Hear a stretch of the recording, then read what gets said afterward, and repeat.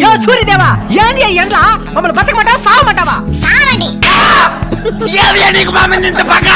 నాకు ఎవరి మీద పగ ఉండదు నాయన, నా ధర్మం నేను నిర్వర్తిస్తున్నాను. ఏంది నీ ధర్మమో? మమ్మల్ని చంపేసేదా? మరి మీరు శత్రువులు చంపేసినప్పుడు ఈ ధర్మం ఎక్కడికి పోయింది నాయన?